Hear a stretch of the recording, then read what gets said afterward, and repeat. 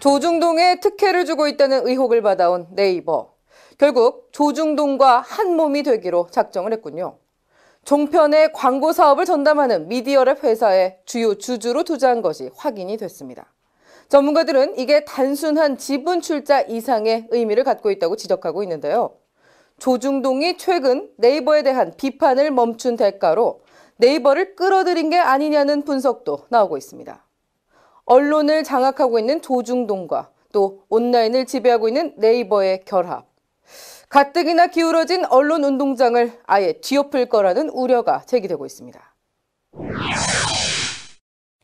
방통위의 종편 재승인 심사를 앞두고 심사의 공정성을 우려하는 각계의 목소리가 높아지고 있습니다.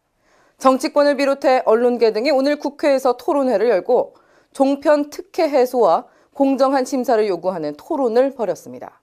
공적 기구로서 제 역할을 다하지 못한 종편에 대한 퇴출과 또 심사위원회 구성의 투명성 등이 강조됐습니다.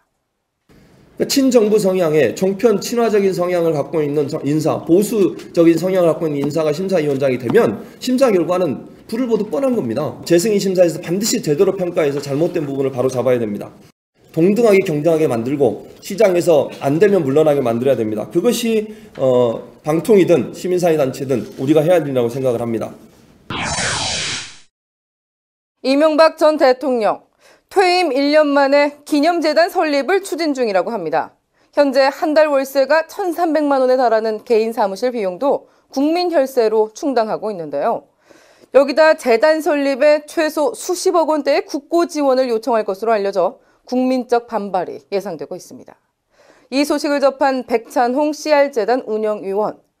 재임 중 혈세 22조를 강바닥에 퍼붓더니 죽을 때까지 국민 등치기로 작정한 것이냐며 일갈했습니다. 민주당과 새누리당, 기초연금법안, 기초생활보장법안, 장애인연금법 등 이른바 복지 3법을 논의하기로 합의했는데요. 그러나 시민사회는 이들 법안이 국민의 기본적인 생존권을 보장하지 못할 뿐 아니라 사회적 안전망의 사각지대를 방치하게 될 것이라며 중단을 요구하고 있습니다. 오늘 노동, 장애, 빈민 등 시민단체 기자회견을 열고 국민을 위한 복지 법안을 다시 마련할 것을 강력 촉구했습니다. 세계의 사례들에도 이 사각지대 문제를 해결하기 위해서 보편적으로 모두에게 지급하고 세금으로 환수하는 방안을 찾고 있는 것입니다. 행정적으로 이렇게 선을 그어놓으면 결국은 사각지대가 발생할 수밖에 없고 또 정부가 제대로 챙겨가지고 주지도 않고 있기 때문에 이런 것을 극복하고자 하는 것이 보편적인 기초법안의 도입입니다. 코레일이 아직 사법적 판단도 내려지지 않았죠. 철도 민영화 저지를 위한 철도노조 총파업에 대해 대량 징계를 결정해 물의를 빚고 있습니다. 오늘 철도 노동자들 규탄 결의 대회를 열고 대량 징계 철회를 촉구했는데요. 노동조합을 무력화시켜 철도 민영화를 밀어붙이려는 의도라는 비난이 이어졌습니다.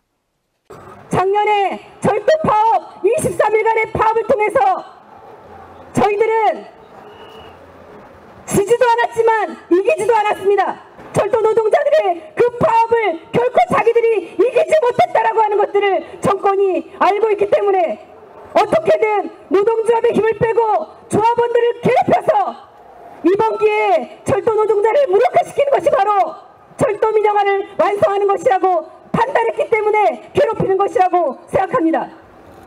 지금까지 오늘의 고발뉴스였습니다.